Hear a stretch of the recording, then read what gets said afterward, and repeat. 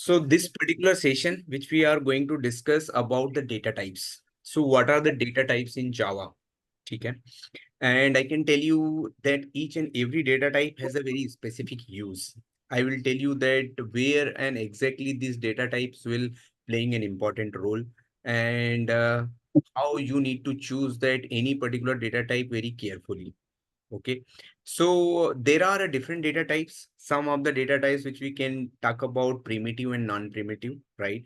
So in primitive data types, right, which we are basically we use it.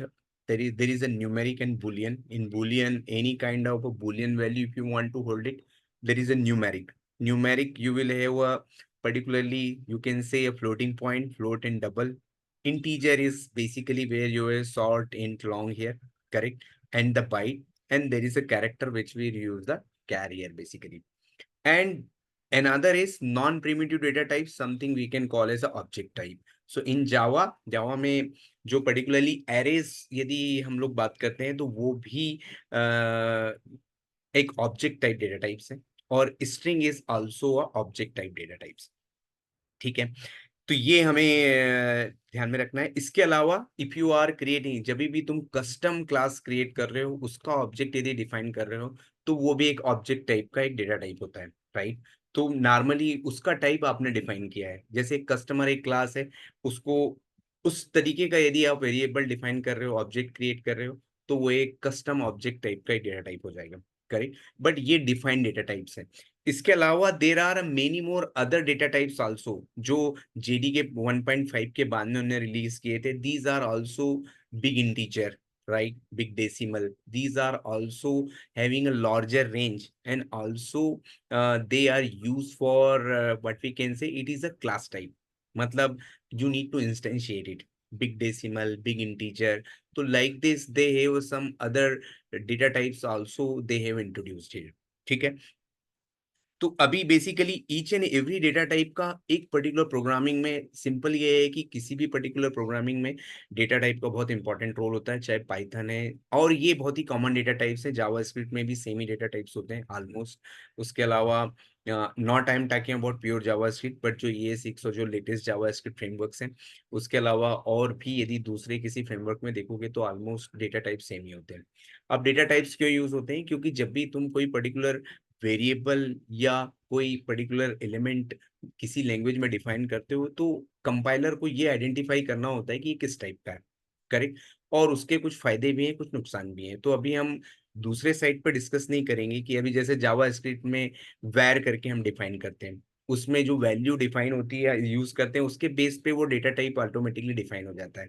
But यहाँ पे वैसा नहीं होता है, राइट? अभी यहाँ पर जब हम किसी पर्टिकुलर वेरिएबल टाइप हम डिफाइन करेंगे इस पर्टिकुलर जावा में, तो उससे कंपाइलर को पता चलता है कि ये इस टाइप का डेटा टाइप है, इसकी रेंज ये है। रेंज का मतलब ये है कि वो जो पर्टिकुलर डेटा टाइप है, वो एक स्पेसिफिक रेंज का ही की ही वैल्यू स्टोर कर सकता है, करेक्ट? तो हर एक डेटा टाइप की एक रेंज है।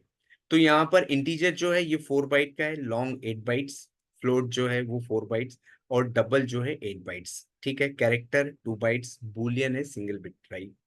अब या इस तरीके से ये इनकी रेंज है, राइट? अब यदि हम इसके लिए यदि बात करेंगे, तो एक सिंपल सा बैंकिंग एप्लीकेशन यदि तुम यूज कर रहे हो, करेक्ट, तो अमाउंट कभी भी तुम एक इंटीजर में यूज नहीं करोगे, स्ट्रिंग में यूज नहीं करोगे, और किसी और उसमें अमाउंट हमेशा, क्योंकि आपको डेसिमल वैल्यू भी चाहिए, तो आपको वो हमेशा डबल में लेना है, और उसकी range may be in crores, may be in after that crores, may be in million, billion and trillion dollars और ट्रिलियन रुपीस में हो सकती है। तो आपको वो रेंज भी ज्यादा होनी चाहिए, करेक्ट? सेकंड पॉइंट ये है कि यदि नेम है, तो नेम को आपको किसी भी इंटीजर टाइप के इसमें यूज नहीं करना है, डेफिनेटली वो आपको स्ट्रिंग में यूज करना है। ईमेल स्ट्रिंग में यूज करना है। यदि कोई आपको बूलियन फ्लैग सेट करना है कि वो ट्रू है या फॉल्स है, तो उसके लिए आप इंटीजर नहीं ले सकते हो, आपको कि इस तरीके का कुछ नहीं लेना है, आपको पर्टिकुलरली बूलियन वैल्यू देना है, जहां पर आपको बूलियन वैल्यूज यूज करने हैं, इफ एल्स में यूज करने हैं, किसी और जगह पे यूज करने हैं। तो इस तरीके से आपको कहीं पे स्टेटस आपको चेक करना है, कोई पर्टिकुलर मेथड आपका रिटर्न कर रहा है कोई वैल्यू, तो उस केस में ट्रू और फॉल्स यदि इस टाइप की कुछ कंडीशंस आपको चाहिए, तो इज वैलिडेट, यदि आप कोई नेम वैलिडेट कर रहे हो तो उस पर्टिकुलर मेथड का जो रिटर्न टाइप है आइदर ट्रू होगा या फॉल्स होगा, करेक्ट। तो यदि इसी तरीके से कुछ और भी बहुत सारी कंडीशंस हो सकती हैं, करेक्ट। यदि आप कोई काउंट या कोई काउंटर यूज किया है आपने, काउंटर डेसिमल नहीं होगा, काउंटर बुलियन नहीं होगा, काउंटर इस तरीके का कोई भी वेरिएबल नहीं होगा, वो इंटीजर ही होगा, क्योंकि वहां पे आपको कंप्लीट इंटीजर वैल्यू चाहिए होती है। It can not be like कि वो आपको पॉइंट डेसिमल में यूज करना है, कोई कैरेक्टर में यूज करना है। तो इसीलिए ये डेटा टाइप्स की बहुत वैल्यू। यदि इंटीजर में आप आपका अमाउंट स्टोर करोगे तो एक सर्टेन रेंज के बाद वो स्टोर करना बंद कर देगा and you will get some error, ठीक है। तो उसके हिसाब से 4 बाइट की यदि वो रेंज होती है तो एक रेंज भी कैलकुलेट होती है, right. -32 something like that, I don't recollect it कि वो एग्जैक्टली वो रेंज का नंबर क्या है, बट 4 बाइट के हिसाब से आप उसकी रेंज सर्च कर सकते हो, आपको रेंज मिल जाएगी, ठीक है। ये एक पर्टिकुलरली कॉन्सेप्ट है अपने डेटा टाइप्स का, ठीक है। अब यदि डेटा टाइप्स जावा में हमको किसी इसमें डिफाइन करना है,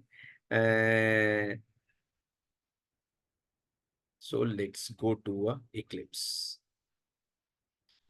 तो फर्स्ट थिंग, इक्लिप्स सेटअप कैसे करना है। इक्लिप्स सेटअप के लिए भी मैं बता देता हूँ। नॉर्मली यहाँ पर एक नया इक्लिप्स डाउनलोड कर लेना है। इक्लिप्स के पर्टिकुलरली कैसे इक्लिप्स डाउनलोड करना है, प्रोजेक्ट कैसे क्रिएट करना है, उसका वीडियो ऑलरेडी मैंने बनाया हुआ है, ठीक है। यहाँ पर न्यू प्रोजेक्ट क्रिएट करना है और हमें सिंपल जावा प्रोजेक्ट क्रिएट करना है। और इस सिंपल जावा प्रोजेक्ट का नेम हम कुछ भी देंगे, राइट। मे बी लेट से कि सिंपल, मैं यहाँ पर दे देता हूँ इसको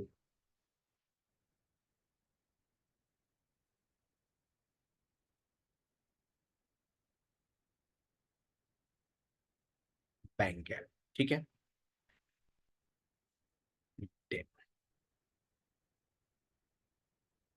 सर्विस, ठीक है। तो थोड़ा रीजनेबल नेम होना चाहिए। सेकंड पॉइंट क्या है कि you also need to understand, अभी बेसिक प्रोग्रामिंग हम कर रहे हैं बट थोड़ा सा अंडरस्टैंडिंग तुमको होना चाहिए कि किसी भी प्रोजेक्ट का नाम स्मॉल केस से स्टार्ट नहीं होना चाहिए। सेकंड पॉइंट, किसी भी क्लास का नाम स्मॉल केस से स्टार्ट नहीं होना चाहिए, ठीक है। मेथड का नेम हमेशा स्मॉल केस से स्टार्ट होगा, कैपिटल केस से स्टार्ट नहीं होगा, ठीक है। तो ये बेसिक आपके रूल्स हैं जो हमें यूज करने हैं। इस पर्टिकुलर प्रोजेक्ट के लिए जो JRE वो 17 है, मेरे पास में 17 ऑलरेडी इंस्टॉल्ड है। इक्लिप्स के साथ JRE आता है तो वहाँ पे कुछ चेंज करने की जरूरत नहीं है। बट इसके अलावा तुम दूसरे भी JRE और JDK चेंज कर सकते हो। यदि आपको लगता है कि प्रोजेक्ट JDK यूज करना चाहिए तो यहाँ पे भी आप सेलेक्ट कर सकते हो, क्योंकि यहाँ पर मैंने ऑलरेडी ये इतने क्रिएट करके रखे हुए हैं, ठीक है। तो दूसरा कॉन्सेप्ट ये है कि एक वर्क स्पेस लेवल का JDK का सेटिंग होता है, एक प्रोजेक्ट लेवल का। वर्क स्पेस जब हम क्रिएट करते हैं तो एक वर्क स्पेस, जब क्लिप्स ओपन करोगे आप तो एक वर्क स्पेस ओपन होता है, राइट, जहाँ पे सारे प्रोजेक्ट होते हैं, राइट। तो वर्क स्पेस लेवल का भी एक सेटिंग होता है और एक प्रोजेक्ट लेवल का। तो जनरली हम लोग प्रोजेक्ट लेवल के सेटिंग को ज्यादा प्रेफर करते हैं। अभी हम किसी भी बिल्ड टूल को यूज नहीं कर रहे हैं, ना तो हम ग्रेडल यूज कर रहे हैं, ना एंड ना मैवन अभी। तो यहाँ पर आप JDK चेंज कर सकते हो। यदि आपको कॉन्फ़िगर JRE पे क्लिक करना है, ये बहुत ही इंपॉर्टेंट कॉन्सेप्ट है। ये तुम्हें पता होना चाहिए कि कैसे JDK चेंज करना है और कैसे हमें JDK माइग्रेट करना है, ठीक है।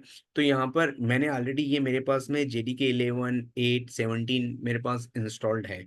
तुम ओरेकल के साइट से ये JDK का विंडोज इंस्टॉलर डाउनलोड कर सकते हो, ठीक है।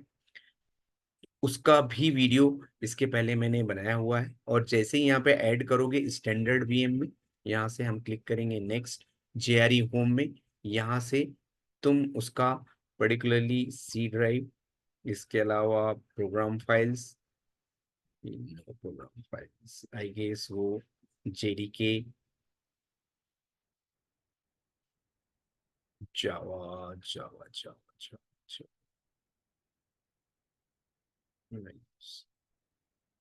प्रोग्राम फाइल्स में ही है आई गेस। तो यहाँ से प्रोग्राम फाइल्स में हमारे यहाँ पर है जावा। तो ये जो प्रोग्राम फाइल्स में यहाँ पर ये इंस्टॉल्ड है। तो ये जब आप इंस्टॉल करोगे तो वहां पे तुम्हें भी मिल जाएगा, करेक्ट। तो ये बेसिकली यहाँ पे हमें इसको सेलेक्ट कर लेना है, ठीक है। तो तुम्हें ये एक और JDK मिल जाएगा, इसका नेम कुछ भी दे सकते हो जो तुम्हें देना है, ठीक है। JDK 1.8 new, something like that, ठीक है। And then you can say finish. अब तुम्हें यदि ये यूज करना है तो इस पर टिक मार्क कर सकते हो, ये यूज नहीं करना है तो ये कर सकते हो, राइट। और प्रोजेक्ट क्रिएट होने के बाद भी you can change it, right. तो कंपाइलर वर्जन और ये जेडीके वर्जन ये चेंज हो सकता है, उसका इंपॉर्टेंस हम बाद में देखेंगे। As of now you don't need to do, right. अभी आपको कुछ भी नहीं करना है, but I am giving an idea कि ये ऐसा भी चेंज हो सकता है, ठीक है। इनिशियल लेवल पे फर्स्ट टाइम प्रोजेक्ट बना रहे हो, इसको टच नहीं करना है, right. You can start with simple, जो भी हमें बेसिक कोडिंग हम कर रहे हैं, करेक्ट। जो बेसिक सेटअप, बेसिक सेटिंग के साथ जैसा भी प्रोजेक्ट क्रिएट होगा उसको हमको क्रिएट करना है। यहाँ पर आपको मॉड्यूल इन्फो क्रिएट नहीं करना है, मॉड्यूल इन्फो का कॉन्सेप्ट जेडीके 9 से स्टार्ट हुआ है, इसको हमें डोंट क्रिएट करना है। तो बेसिकली आपको किसी भी टाइप का प्रोजेक्ट क्रिएट यहाँ पर नहीं करना है, ठीक है। यहाँ पर आप आ गए, राइट। इसके अलावा अब आपको एक फोल्डर यहाँ पर दिख जाएगा, जेआरई सिस्टम लाइब्रेरी यहाँ पर हो गया। एक प्रोजेक्ट की प्रॉपर्टीज भी आपको मिल जाएगी कि कैसे एक यहाँ से हम आ जा रहे हैं प्रॉपर्टीज में। ये एक बहुत ही इंपॉर्टेंट कॉन्सेप्ट है, अभी बहुत सारे लोगों को ये नहीं पता होता है कि बिल्ड पाथ कैसे सेट करना है। तो ये बेसिक बिल्ड पाथ, राइट। किसी भी आपको नए कोई जार सेट करना है तो यहाँ से हम ऐड करेंगे, राइट। अभी इसका जो जेडीके 17 ये यूज करेंगे। देखो जावा कंपाइलर हम यूज कर सकते हैं, करते हैं, because it contains the JDK, basically JDK contains the JVM, correct. इसके अलावा Java development kit, right, and Java runtime also, or it is Java virtual machine भी basically it provides the Java virtual machine also, right। तो compilation का जो पूरा काम होता है वो बेसिकली दिस ये जावा कंपाइलर के थ्रू होता है, करेक्ट, सो दैट कि your system will understand whatever code you have written, correct. अब यहाँ पर जो भी कोड लिखा हुआ है इसका सिंटेक्स का इंटरप्रिटेशन ये जावा कंपाइलर के थ्रू ही होगा, right. Otherwise if you don't have Java compiler then you won't be able to compile. तो एक पर्टिकुलर क्लास भी आप कंपाइल नहीं कर पाओगे, करेक्ट। और जब तक आपका क्लास कंपाइल नहीं होगा, राइट, वो क्लास लोड भी नहीं हो पाएगा और वो रन भी नहीं हो पाएगा एप्लीकेशन, ठीक है। तो हमें कंपाइलर चाहिए होगा, इसीलिए किसी भी जावा इंस्टॉल करने के पहले इक्लिप्स आप इंस्टॉल करते हो तो आपको जेडीके ऑटोमेटिकली मिल जाता है, तो आपको एक्सटर्नली डाउनलोड करने की जरूरत नहीं है, ठीक है। ठीक है, और एल्स ये आप एक्सटर्नली डाउनलोड करके जैसा मैंने यहाँ पे सेटअप किया हुआ है ऐसे कर सकते हो। इंस्टॉलेशन के स्टेप जेडीके के मैंने इसके पहले भी बताए हुए हैं, ठीक है। अभी यहाँ से हम क्या कर रहे हैं, एक सिंपल सा एक न्यू जावा क्लास बनाएंगे हम। तो यहाँ पर आपको पैकेजेस मिल जाएंगे और यहाँ पे क्लास मिल जाएगा। पैकेज इसलिए यूज करते हैं कि यू कैन बाइफरकेट इट और ऑल्सो यू कैन कंट्रोल, आप वो क्लास से क्लास का कनेक्टिविटी कंट्रोल करना है, राइट। इसके अलावा एक्सेस स्पेसिफायर जब हम डिस्कस करेंगे तो उसके लिए बात करेंगे। बट इसके अलावा यू कैन आल्सो सेग्रीगेट कि सर्विसेज रिलेटेड क्लासेस हमको कहाँ यूज रखने हैं, करेक्ट। कोई यूटिलिटी क्लासेस किस पर्टिकुलर पैकेज में है। तो नॉर्मली एक स्टैंडर्ड ये होता है कि एक प्रॉपर पैकेज नेम बना के और अलग अलग क्लासेस उस पर्टिकुलर टास्क के जो पर्टिकुलर क्लासेस हैं वो उस पैकेज में होंगे। जैसे डीटीओ के हैं जो डेटा ट्रांसफर ऑब्जेक्ट्स होते हैं, उसको हम डीटीओ के उसमें पैकेज में रखते हैं। जो सर्विस के क्लासेस होते हैं वो सर्विस के पैकेज में जाने चाहिए। जो डेटा एक्सेस या डेटाबेस कनेक्टिविटी के क्लासेस वो स्पेसिफिक पैकेज में जाने चाहिए, ठीक है। तो यहाँ पे हम एक पैकेज बना लेते हैं, com dot app dot dev. इस तरीके का मैंने एक पैकेज बना लिया है, राइट। यहाँ पर मैं एक सर्विस क्लास बना लेता हूँ, लेट्स से फंड ट्रांसफर, ठीक है, सर्विस। तो फंड ट्रांसफर सर्विस हमने यहाँ बना लिया है। यहाँ ऑटोमेटिकली यदि पब्लिक वाइड मेन का कोड जनरेट करना है तो ये भी जनरेट हो जाएगा, ठीक है। तो पब्लिक वाइड मेन का एक ऑटोमेटिकली आपको सिंटेक्स भी मिल जाएगा। यदि कंस्ट्रक्टर हमें नहीं चाहिए, बाकी कुछ और चीजें नहीं चाहिए, यदि तुम्हें public static wide main code चाहिए तो यू कैन जनरेट इट, यहाँ पर टिक मार्क करके वो जनरेट हो सकता है, ठीक है। अब जैसे ही ये कोड यहाँ पर जनरेट होगा, ठीक है, अभी यहाँ पर आप देखोगे कि आपको ये डिटेल्स मिल चुका है, राइट। फंड ट्रांसफर सर्विस है ये, और सिंपल यदि आपको कमेंट लिखना है तो इसमें एक बेसिक गुड प्रैक्टिस ये होती है कि आपको कमेंट लिखना है, ये एक स्लैश मार करके, and you can paste it, make it as an enter, right. This class is use for, right, fund transfer, जो भी इस पर्टिकुलर क्लास का जो भी पर्पस है वो आप यूज कर रहे हैं, राइट। मैंने पहले ही बताया है कि क्लास का नेम हमेशा कैपिटल से स्टार्ट होगा। पब्लिक क्लास फंड ट्रांसफर, इस तरीके का सिंटेक्स जनरेट होगा जब भी आप क्लास, किस पर्टिकुलर पैकेज में है ये, कॉम एप डेव में है, ठीक है। पब्लिक स्टैटिक वॉइड में सिंगल एंट्री पॉइंट है, जैसे मेन मेथड होती है आपकी सी प्लस प्लस में, उस तरीके से यहाँ पर भी एक मेन मेथड होगी। और इस मेन मेथड का बेसिकली सिंटेक्स ये होगा स्टैटिक। कोई भी स्टैटिक वेरिएबल, ये भी सी प्लस प्लस के तरीके से यहाँ पे भी स्टैटिक है। इस मेन मेथड का रिटर्न टाइप वाइड है, कुछ रिटर्न नहीं कर, ये पब्लिकली एक्सेसिबल है, ठीक है। एक्सेस स्पेसिफायर, यहाँ पर स्ट्रिंग एरे है, ये इस एरे का नाम है ARGS, राइट।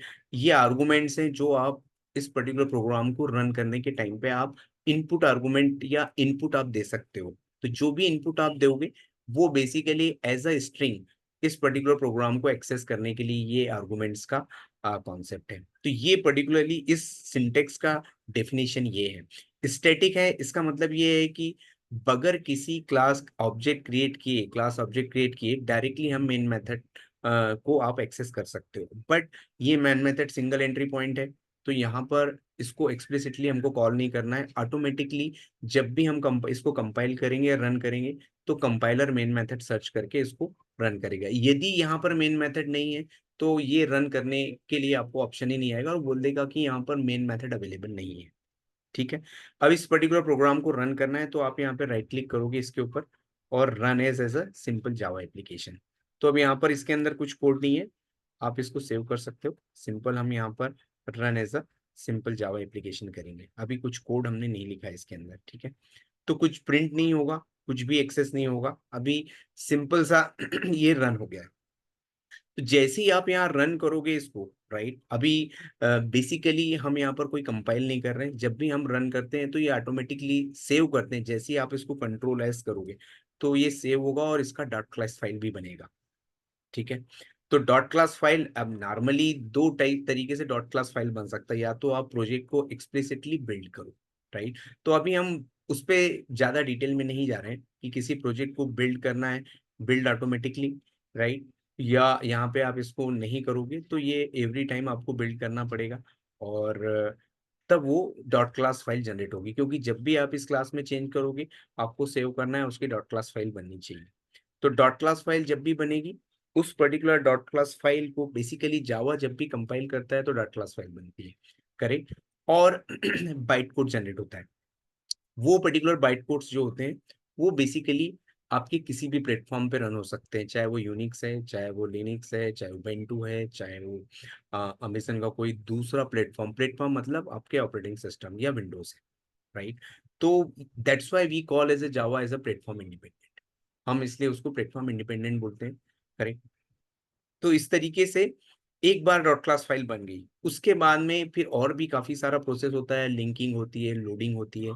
तो लोडिंग में बूटस्ट्रैप एप्लीकेशन एंड एक्सटेंशन, तीन चार थ्री टाइप्स के लोडर्स जावा प्रोवाइड करता है, उसके थ्रू क्लास लोड होता है, राइट। और उसके बाद में फिर JIT just in time compiler का यूज होता है, और इंटरप्रिटेशन एंड कंपाइलेशन के साथ में फिर ये मशीन रीडेबल कोड में कन्वर्ट होगा, राइट, यूजिंग दिस JIT।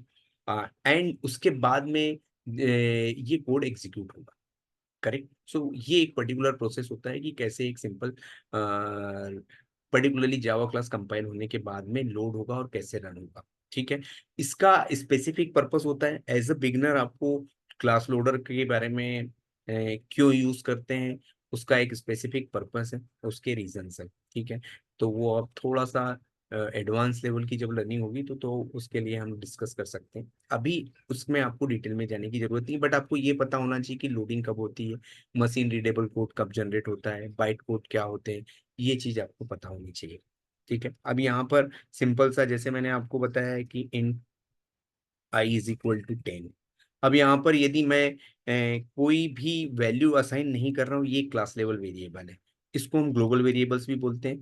ये हर एक मेथड्स में एक्सेस होगा। यहाँ पर मैं एक और मेथड लिख ले रहा हूँ, तो यहाँ पर आप मेथड लिखोगे तो मेथड का जब आपको सिग्नेचर है वो यहाँ पर इस तरीके से कर्ली ब्रैकेट में दिखाना पड़ेगा, राइट।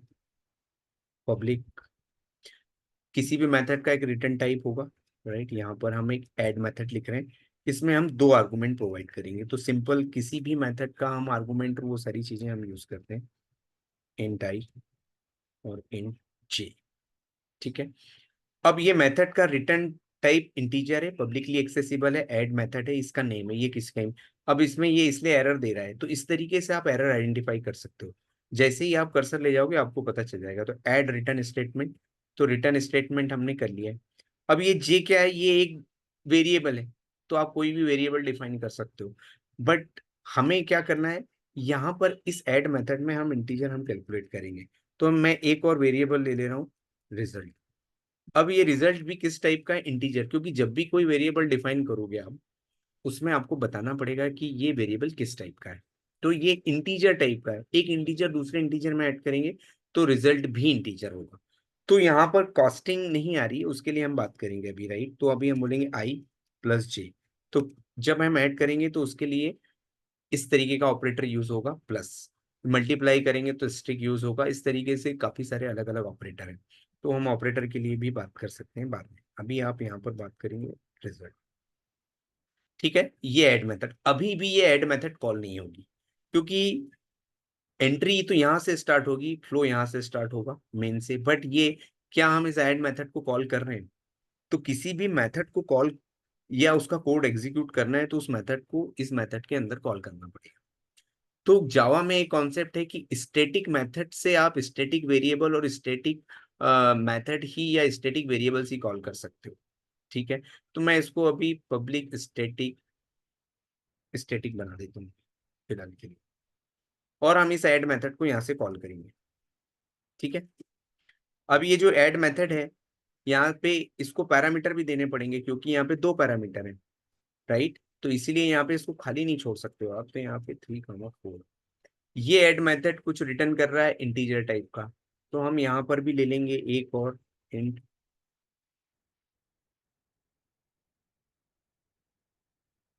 प्रोसेस्ड रिजल्ट हो गया। ठीक है, अब इस रिजल्ट को हमें प्रिंट भी करके देखना है कि जो रिजल्ट करेक्ट आ रहा है कि नहीं आ रहा है। तो मैं यहाँ पर एक सिस्टम डॉट आउट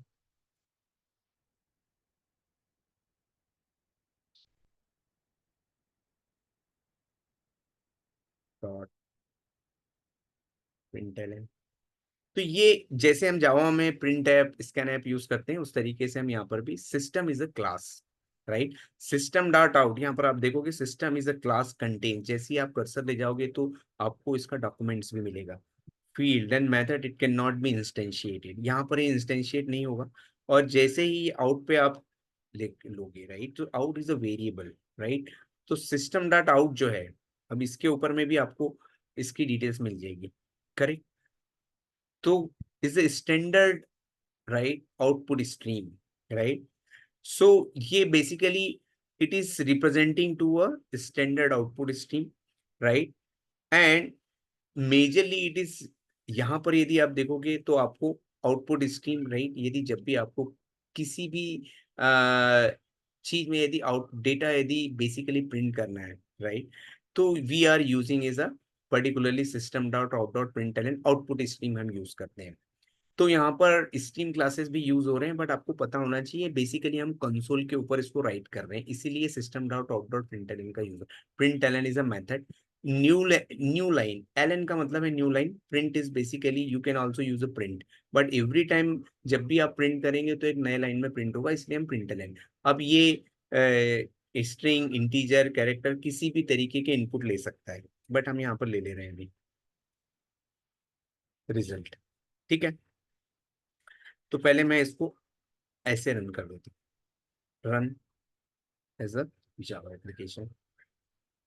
ठीक है, तो यहाँ पर रिजल्ट प्रिंट हुआ है, बट कुछ रिजल्ट के आगे कुछ भी प्रिंट नहीं हुआ है, तो बट हमको ये भी प्रिंट करना है, तो हम यहाँ इसके साथ में प्लस ऑपरेटर यूज कर सकते हैं, राइट, ऐसे ही। और यहाँ पर थोड़ा सा स्पेस हम देंगे इस तरीके से। ठीक है, सेव किया है, ऑटोमेटिकली डॉट क्लास फाइल बन जाएगी इसकी, और इस तरीके से you can see result is 7। तो 3+4 = 7। ठीक है, इस तरीके से तुम मल्टीप्लाई भी यूज कर सकते हो यहाँ पर। तो देर आर डिफरेंट ऑपरेटर्स, तो जावा में ये काफी सारे ऑपरेटर्स हैं, जो ये ऑपरेटर्स, ठीक है, रिजल्ट इज 12, करेक्ट। 3+4, राइट। यदि आई माइनस, यहाँ पर माइनस हो जाएगा, तो आई माइनस जे, करेक्ट। तो इस तरीके से एटलीस्ट बेसिक 4 ऑपरेटर्स तो तुम्हें पता होनी चाहिए, right. -1, and you can also use a divide, right. So this is for a division purpose like this, ठीक है। अभी 0, ठीक है, क्योंकि वो 3 divide by 4 zero point something होगा, तो अभी इंटीजर। अब यहाँ पर ये चीज तुम्हें पता होनी चाहिए, एक्चुअली ये जो रिजल्ट आ रहा है 0 पॉइंट जो भी समथिंग आएगा, यहाँ पर यदि तुम बात करोगे तो ये रिजल्ट एक्चुअली वो इंटीजर लेगा, वो डेसिमल पॉइंट के आगे कंसीडर नहीं करेगा, ठीक है। तो ये चीजें हमें पता करनी है, पता होनी चाहिए। अभी जो भी वेरिएबल्स एक मेथड के अंदर डिफाइन हो रहे हैं, ये वेरिएबल जो है ये लोकल वेरिएबल है, ये पर्टिकुलर वेरिएबल लोकल वेरिएबल है, ये ग्लोबल वेरिएबल है, ये आई कहीं पे भी यूज हो सकता है, ठीक है। इस आई की डिफॉल्ट वैल्यू है, राइट। किसी भी पर्टिकुलर डेटा टाइप की डिफॉल्ट वैल्यूज होती हैं, यदि आप वैल्यू असाइन नहीं करोगे तो डिफॉल्ट हो जाएगी। तो अभी इसकी डिफॉल्ट वैल्यू है 0, बूलियन की डिफॉल्ट वैल्यू है फॉल्स, राइट। इस तरीके से हर एक वेरिएबल की एक डिफॉल्ट, तो मैं यहाँ पे इसको 5 असाइन कर देता हूँ। तो यहाँ पे अब लेट से कि हम प्लस, ठीक है, मैं इसका नेम यहाँ पे चेंज कर देता हूँ के। ये नेम आप कुछ भी ले सकते हो, कोई प्रॉब्लम नहीं है। तो मैं यहाँ पर क्या कर रहा हूँ, के प्लस जे प्लस आई, तो ये आई आप यहाँ पे यूज करोगे। अब ये फिर से एरर आ रहा है, क्योंकि ये भी स्टैटिक मेथड है, तो इसको भी हमें स्टैटिक बनाना पड़ेगा, ठीक है। तो इस तरीके से you can make it like this. जाओ, ठीक है। तो 12, ठीक है। तो 3 + 4 + 5। अब यदि स्टैटिक, यदि इसको नहीं बनाना है, तो static variables are stored into a method area, JVM architecture हम देखेंगे, correct. Local variables are stored into a thread stack. Global variables यदि वो स्टैटिक नहीं है तो वो बेसिकली हीप में स्टोर होते हैं, ठीक है। और global variables are always shared. तो ये भी चीजें हमें पता होनी चाहिए। अब आप यहाँ पे किसी भी तरीके का ले सकते हैं, लेट से बूलियन स्टेटस, करेक्ट। अब आप इसको नहीं इनिशियलाइज करोगे तो भी चलेगा, इसका डिफॉल्ट वैल्यू होगा फॉल्स। तो इस तरीके से आप ले सकते हो कि लेट से डबल अमाउंट, ठीक है, लेट से 5 पॉइंट,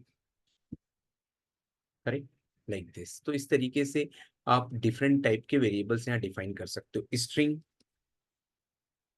नेम, राइट। स्ट्रिंग की बाय डिफॉल्ट वैल्यू होती है नल, यहाँ पर हम लेंगे इसको, लेट से यदि मैं नहीं डिफाइन करूंगा तो ये ऐसे हो जाएगी नल, ठीक है। तो अभी ये हो गया है बेसिकली नेम, ठीक है।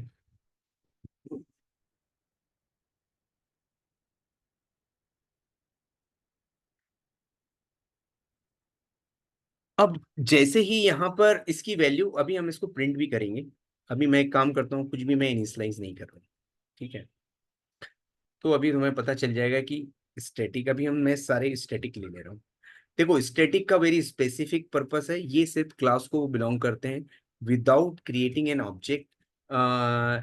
ये आप डायरेक्टली भी इनको यूज कर सकते हो, ठीक है। अब उसके लिए भी हम बात करेंगे, तो अभी मैं इसको प्रिंट कर देता हूँ। तो मैं सिंपल सा यहाँ पे इसको system dot out dot println, ठीक है, स्टेटस प्लस स्टेटस, तो वैल्यू हम प्रिंट करेंगे, ठीक है। यहाँ पे हो जाएगा अमाउंट, ठीक है, प्लस अमाउंट, ठीक है।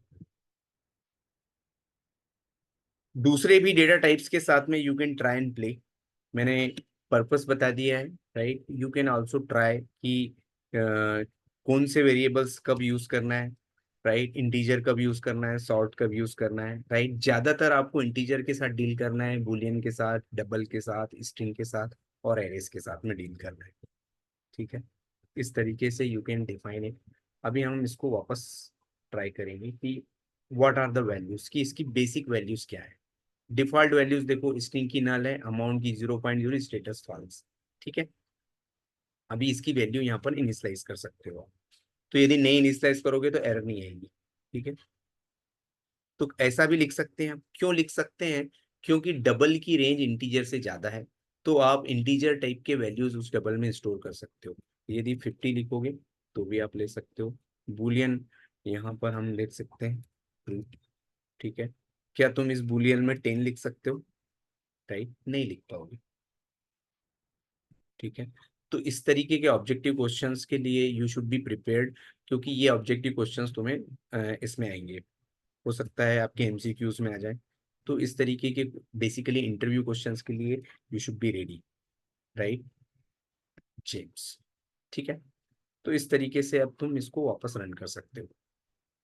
अब एरेज यदि डिफाइन करना है तो जावा में जैसे मैंने बताया, राइट, अभी यही वेरिएबल्स आप जैसे यहाँ पे हमने डिफाइन किया है अंदर डिफाइन कर सकते हो, तो लोकल हो जाएंगे।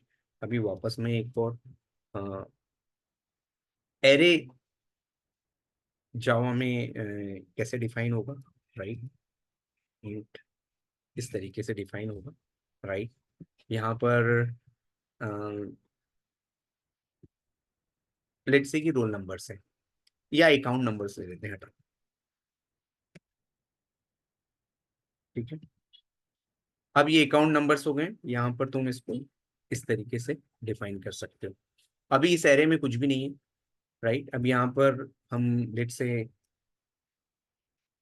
और इसमें सिर्फ इंटीजर टाइप के ही वैल्यू आप स्टोर कर पाओगे। ठीक है,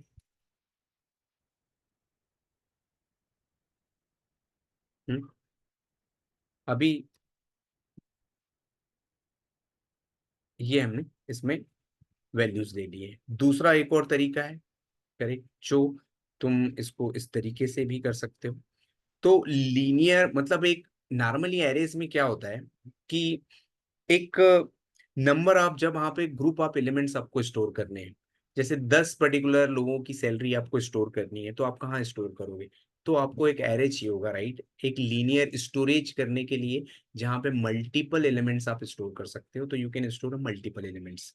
राइट, अकाउंट नंबर्स यहाँ पर हम ले सकते हैं, let's say for saving, saving account number से। अब यहाँ पर आप एरेस इस तरीके से भी डिफाइन कर सकते हो। कैसे डिफाइन करना है? New int something like that. अब मैं यहाँ पर इसको बोलता हूँ 4। तो ये कितने एलिमेंट होंगे इसमें? 4।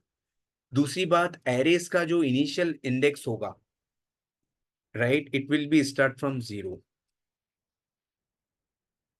ठीक है, हमेशा ये 0 से स्टार्ट होगा। अभी इसमें जीरोथ एलिमेंट कौन सा होगा?